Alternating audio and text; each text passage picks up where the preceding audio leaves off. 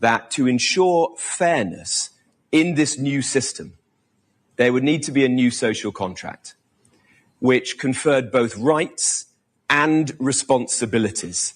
He said a cooperation between the state and the individual. The state would give security for service and contribution, but it would not stifle incentive, opportunity, and responsibility. We would receive benefit in return for contribution, rather than always free allowances from the state. And for those of us who couldn't work because of physical disability or conditions which meant we had no choice, they would always be protected. The state, the community would step in so that they could live their lives to the fullest possible extent. It's these principles, ladies and gentlemen, which guide Reform's approach to welfare today. Those in need, pensioners, children, the vulnerable, our armed forces veterans, will always be protected under a Reform government. It is part of who we are. It is part of what drove each and every one of us into politics. It's why our party's banner is family, community, country. But for those who break the social contract, who act for whatever reason, out of selfishness, to take from the community when their family, their friends, their neighbours, their colleagues all really know that they don't need it, there will have to be a change of approach to restore fairness. It's accepted now, I believe, that the bond that William Beveridge spoke about has been broken. I've certainly heard it all over the country, in countless conversations on the doorsteps in my own constituency. I think everybody in this room has heard it in conversations that they've had themselves. Why has this happened? Partly because politicians in the Labour Party believed that they could buy votes by simply doling out more and more cash with fewer and fewer checks. Also, partly because the Tories, my former party, latterly were too afraid to uphold Beveridge's principles for fear of a backlash. As a result, by 2031, the annual tax burden to pay for welfare on every family in Britain will reach £7,000 a year. Some of that money, a lot of that money, is paying for those people who are in genuine need, on pensions for the elderly, on assistance for the seriously disabled, on providing modest support for carers. But too much of what we spend is not helping those who really need it. Furthermore, 1 in 6 universal credit claimants is not even a British or Irish citizen. 55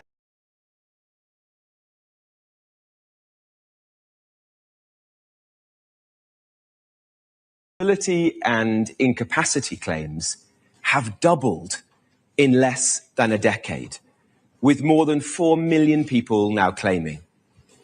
Britain is not twice as sick as it was just a few years ago. We all know that.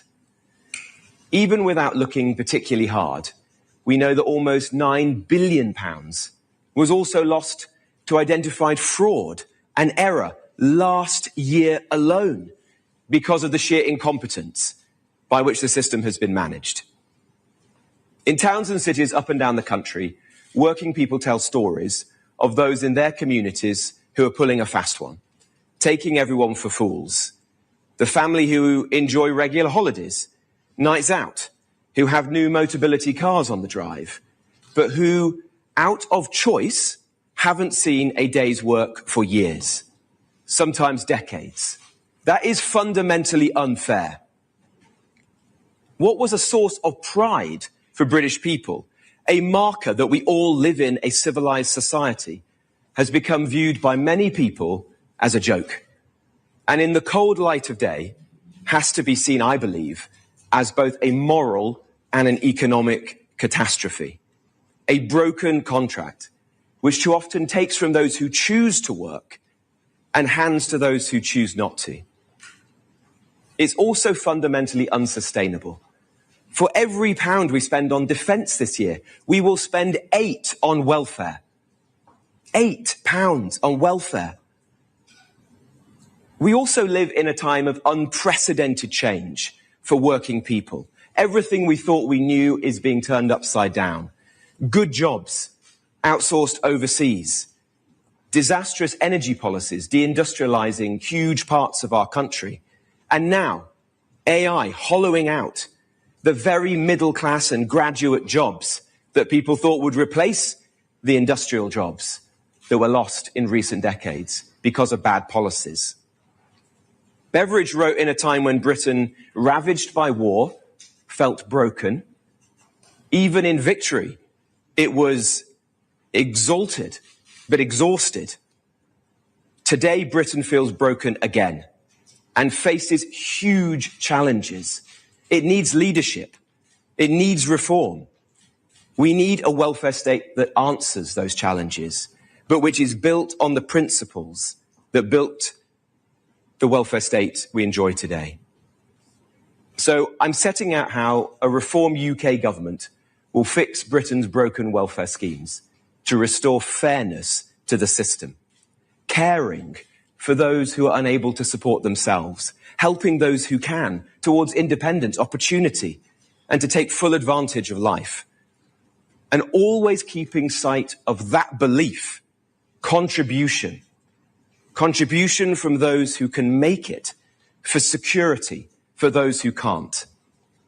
It's a plan that will get 241,000 British people back into work, to save the taxpayer £51 billion a year, £1,700 for every family in our country. We'll begin by ending the foreign welfare rip-off. Under a reform government, only British citizens will be entitled to benefits. There will be limited exceptions: service in the armed forces, contributory state pensions for those who have paid their way. But beyond that, the line will be clear. The welfare state is there for Britain. No British citizenship, no entitlement. That's fair. If put in place today, this would save the taxpayer £21 billion a year by 2029, £700 per household, money that belongs to the British people, whether for public services or tax cuts. Fairness, too, lies in the heart of our proposed reforms to the disability system. We do not accept, and will not accept, that there's no alternative to watching the claimant count soar at a rate unmatched almost anywhere else on earth. We are consigning people who would otherwise be capable to a life on welfare, wasting their potential, heaping ever higher burdens upon those who do work. Under reform, this will end. But we'll make these reforms carefully, always protecting those who need help, in particular, the severely disabled. We'll introduce a new system of return to work cover based on a programme in the Netherlands, which will cut disability claims by 40%. The idea is very simple. For the first 2 years of an employee being signed off sick, they'll remain on their employer's books, receiving payments based on welfare rates. Employers' national insurance contributions will be cut nationally to offset those costs, giving the employers who know their workers best an incentive, firstly to look after them well when they are in work, and then to help them back into work if they're off sick, rather than just passing the bill to the taxpayer and forgetting about their workers. That's not the right way. And let's be clear, there should not be any additional financial burden on businesses. Reform has already set out a much more detailed plan than any other political party on how we will reduce the cost of employing people, like scrapping the increase in employers' national insurance for British workers. We'll always put working people first. We'll always make sure businesses can take on workers. Those unable to return to work will go through a single rigorous disability needs assessment, replacing today's many overlapping assessments. Cash support above standard universal credit rates will be reserved for severe cases. And those who need additional help beyond living costs will receive it in kind through disability support accounts. And the most vulnerable will continue to be supported through personal independence payments, reformed and enhanced as PIP health security allowances. We'll make other changes too. Reforming child DLA, new efforts to combat fraud and error, technical reforms to indexation and tapering, and the reinstatement of the two-child benefit cap. Together, with the steps above, these take our savings to £49 billion. Which brings me to the final change, and perhaps the biggest change of all. We've already set out plans to reverse Rachel Reeves' jobs-destroying tax funded by a levy on foreign workers, and to reinvigorate British business under Richard Tice by slashing red tape and energy costs, make this country competitive again. But we must also ensure that people who can work are incentivized to do so. There are more than 330,000 adults on universal credit capable of work and who are supposed to be out there looking for it, but who have reportedly been doing so for more than 12 months. This can't keep going on. We all know that. If taxpayers must contribute, so must those who are able to work also play their part. I'm therefore announcing that a reform government will introduce a welfare to work scheme that will require long-term benefits claimants who are fit to work to provide 20 hours a week of work for their community, organised by their local council. They'll work to clean up high streets and parks, to beautify neglected places, to carry out minor repairs, to staff libraries and community centres, to perform many other tasks from the list that we've published today.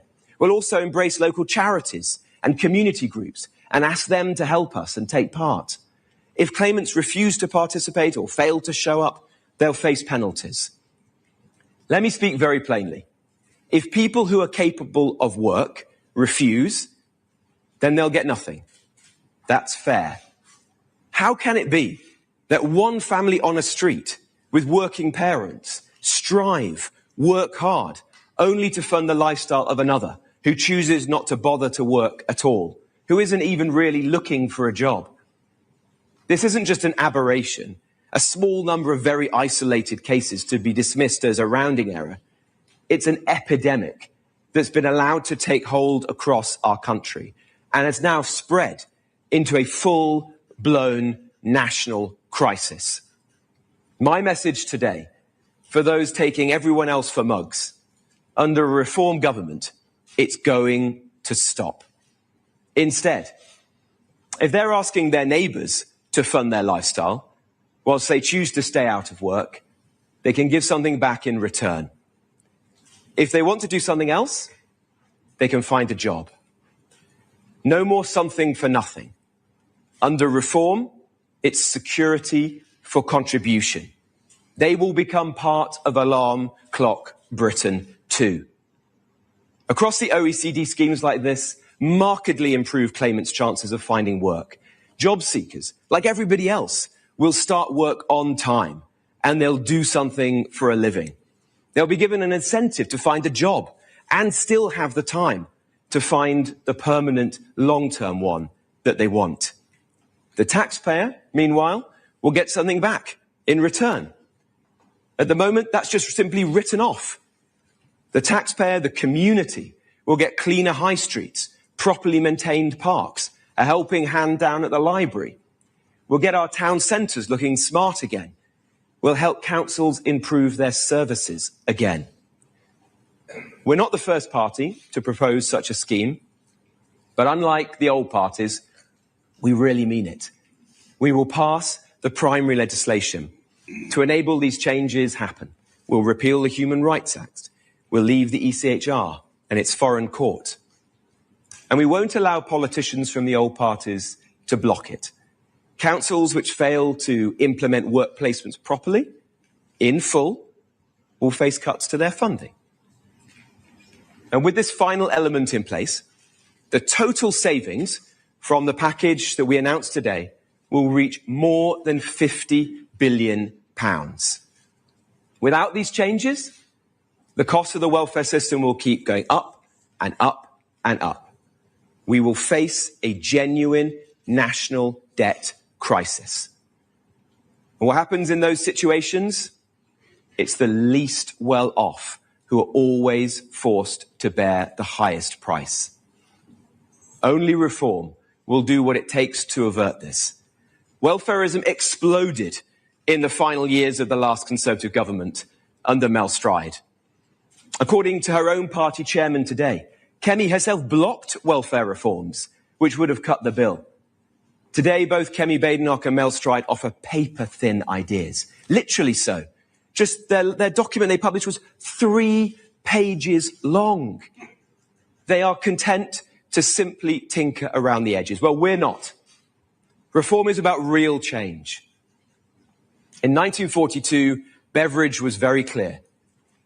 The plan is not, he said, something for nothing without trouble, or something that will free the recipients forever from personal responsibility. It is this principle that Reform UK is restoring. The changes I've outlined will fix the social contract and prepare Britain for decades to come. Britain is broken. Reform will fix it. And today we do so with the biggest reform to our welfare system in my lifetime. Thank you very much.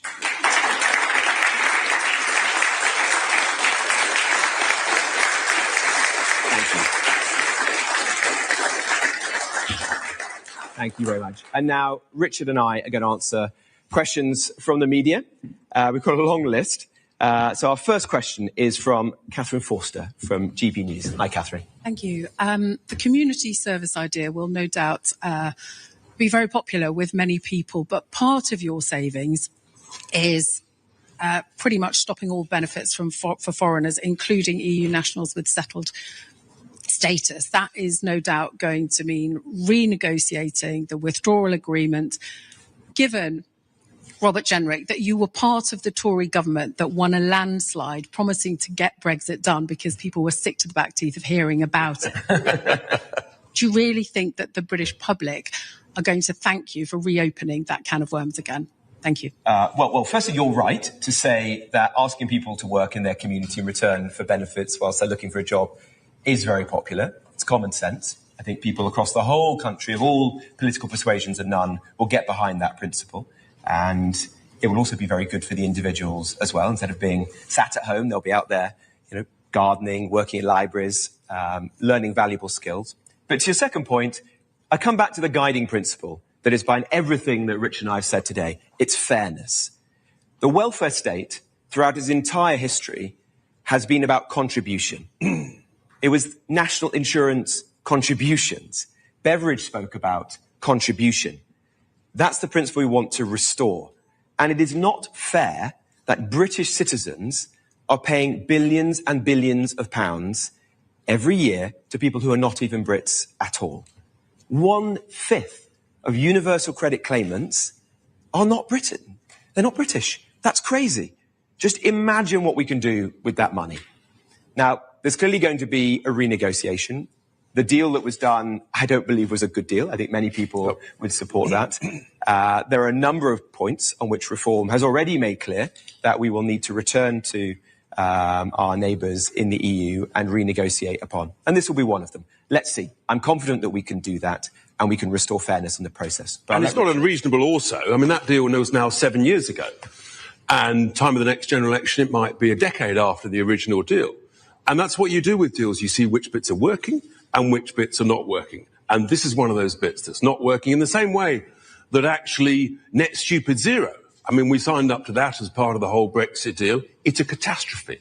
One of the greatest policy mistakes this century. So, yeah, there's a variety of things. I was just with some fishermen in Boston on Saturday, fuming at some of the parts of the deal. So there's a whole bunch of stuff where With the passage of time, we need to say to our friends in Europe, actually, we need to redo this, frankly, for the betterment of all. Very good. Right, I've got Joe Pike from the BBC. Joe.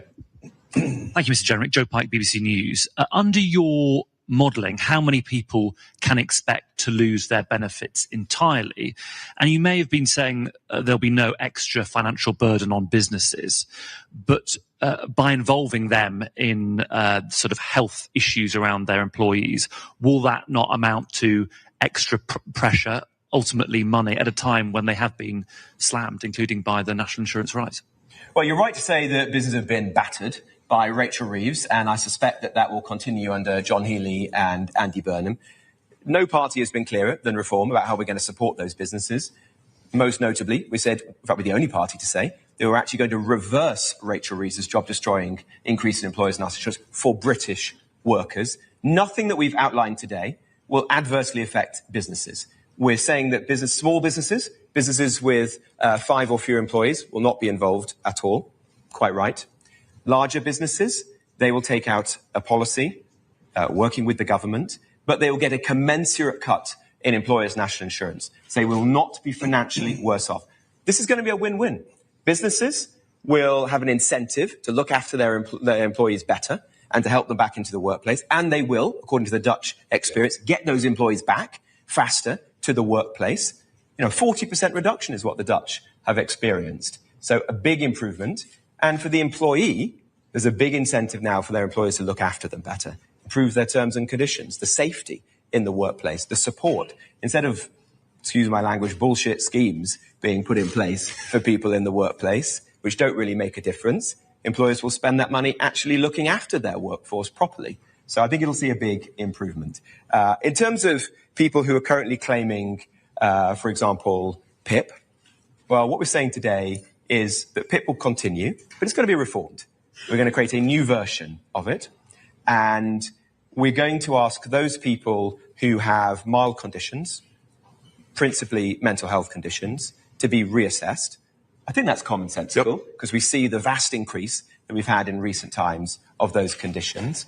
For other people, what we're proposing today will actually be better. We'll provide more security, because instead of being reassessed on a rolling 3-year basis, these are people with serious disabilities. We're going to give them the peace of mind that I think they deserve. And we're going to say that they're not going to be reassessed for the next 3 years. And then they'll be reassessed in the normal way thereafter. So for the people who really need the benefits the most, this is actually a significantly enhanced position with greater security. And those reassessments should be face-to-face as opposed to online. And part of the tragedy of the current system is people are literally being written off. And they're not even being reassessed online, let alone face-to-face. And the tragedy of writing off people of any age, but in particular young people, has to stop. It's basic common sense as well as being fair. But how many people is it going to affect? Well, we're about to publish our document, so you'll be able to see all the numbers that are set out in here. And I would just say, this is the most comprehensive document that any party has put in place. It's 50 pages long. It's been produced by a brilliant team of people who've worked in the DUP, who helped to create policies in the past for the last couple of governments. I think you'll find it very, very impressive. And I would just politely say it is a world away from what the Conservative Party has produced, which, honestly, my kids produce more detailed plans for their school debating society than this. 3 pages. Pathetic. Sad. We've actually produced a very, very detailed and fully costed proposal. I've got Ben Block now from Sky News. Oh, I do apologise. Carl Dinham was actually next on this. I'll come to you afterwards. Ben. Sorry. Thanks very much. Are you telling us that you don't have a number for the people who will lose benefits altogether, or just that it's in the document? Because obviously your savings depend on you having a number, don't they? Also, do you have any idea of how many people you expect to end up having to do work for their local councils in parks and the like under the universal credit bit of your plan? And on a different issue, following the news that the Prime Minister has been exchanging texts with someone pretending to be Susie Wild, have either of you ever found yourselves talking to someone who's not who they pretended to be? I don't know, Richard, you had that situation. The answer to the latter is the easy one. No, but the Prime Minister's experience is probably an example of just make sure. It is actually genuinely an issue of scammers across all walks of life now. People have to be careful. And I suspect we all get texts. You think, who's this? What's this? Are we sure? Very good.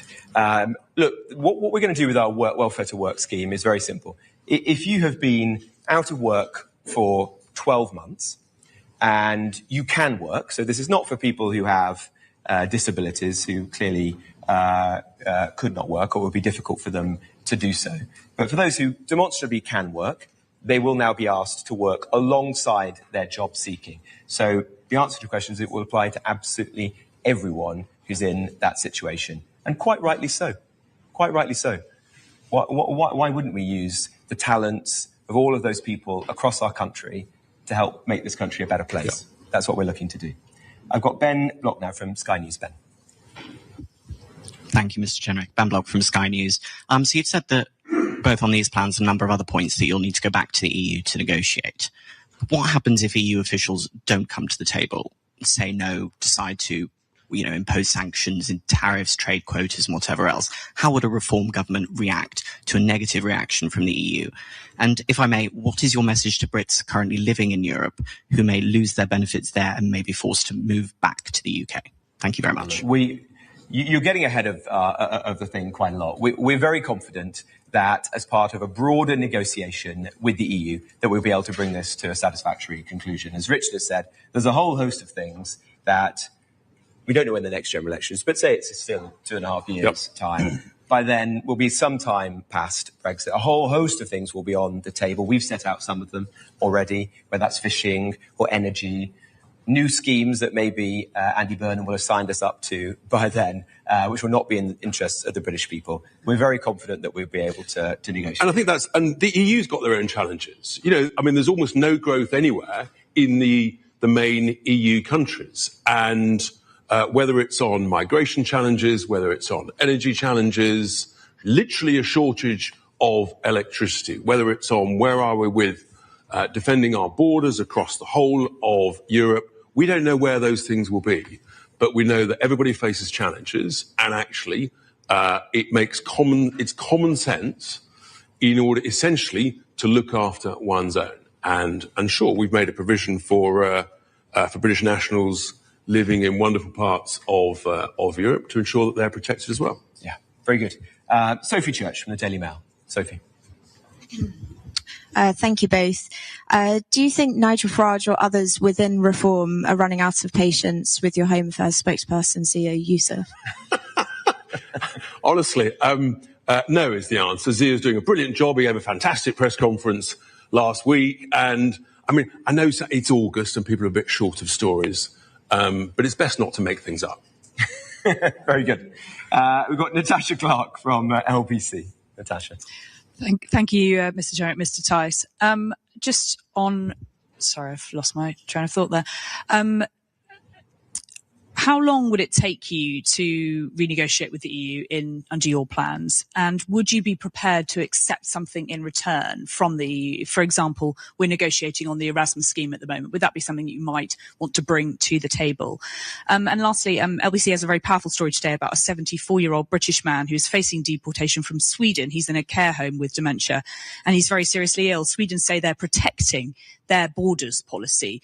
Do you think this case is right and fair? And just following on from the other question, are you concerned about retaliation from other nations about our British citizens abroad? Thank you.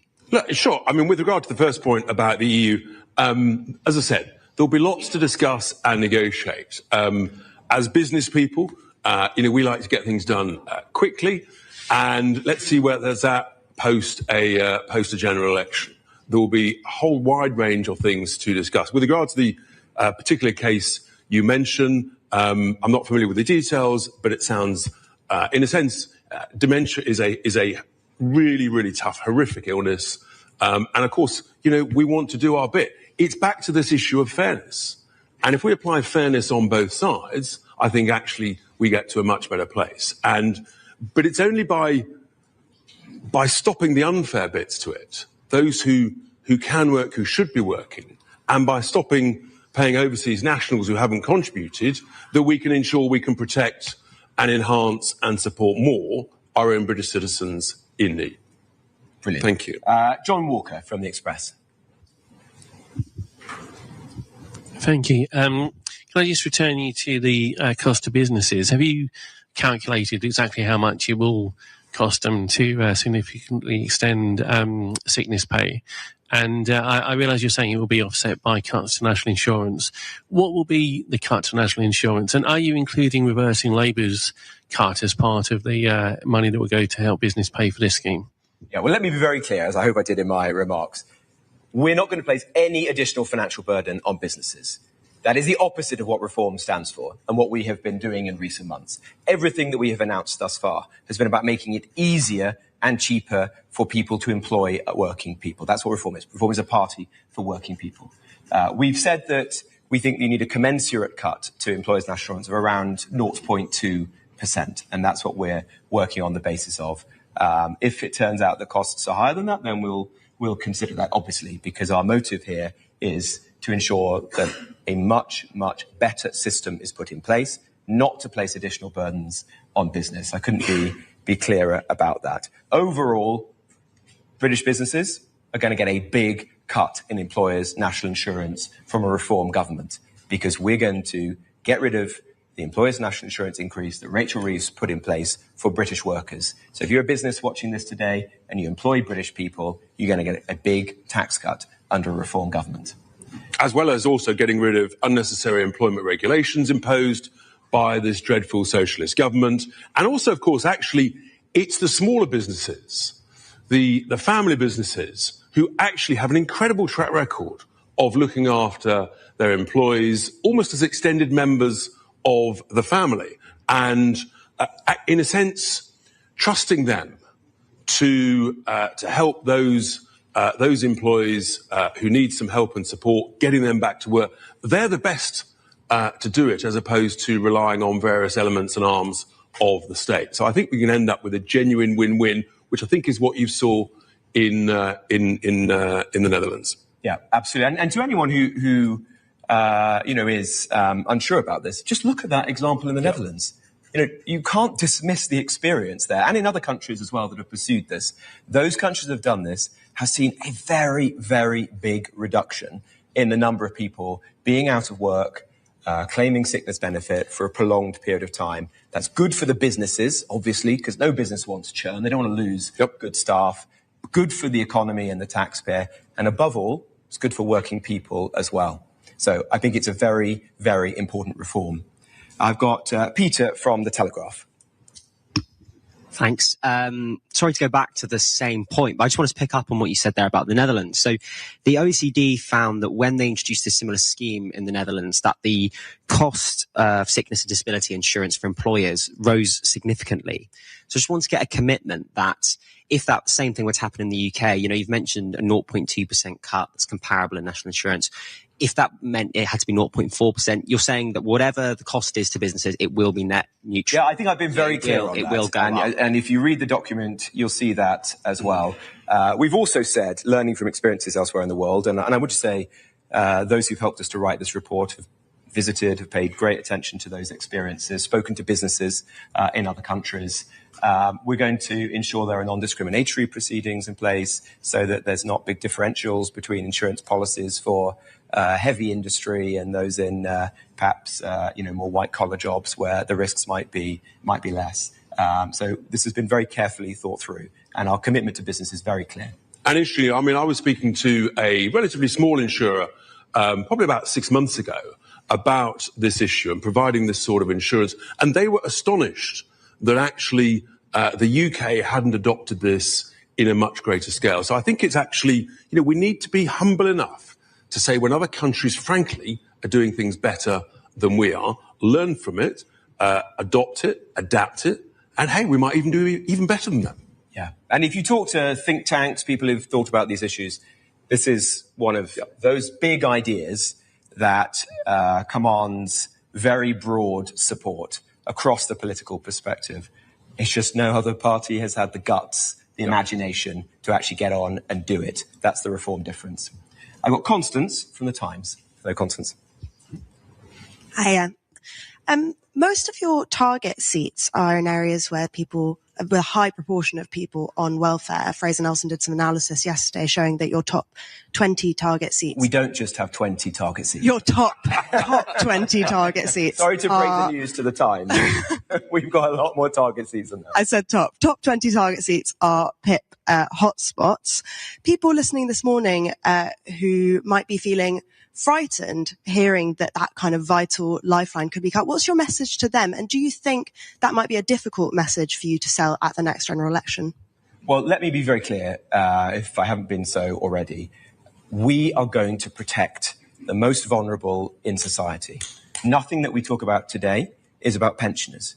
In fact, part of the motivation is to continue to provide the support that pensioners need. It's by doing tough things like this that we can continue to sustainably pay for the triple lock, for example, for pensioners. We're ensuring that children who are currently claiming, or their families are claiming on their behalf, disability benefit, will be protected. And we're saying that those people who really need this are always going to be protected under a reform government. We're not abolishing PIP. People are obviously familiar with that. But we are reforming it and ensuring that it works better. And in particular, looking at the minority of people who, for whatever reason, have been able to claim it, particularly for mental health conditions, which I think most people in the country now agree with us is not sensible, is not sustainable. Yep. That is the issue that we're really looking at. And I just say that, this is, or should not be controversial. Stephen Timms, the highly knowledgeable and respected Member of Parliament, who was the minister and who wrote a report for the government, he said that PIP was not sustainable, not fit for purpose. He said it was not fit for purpose. What did Keir Starmer and now Andy Burnham do in response to that? Commission another report. Delay, delay, delay.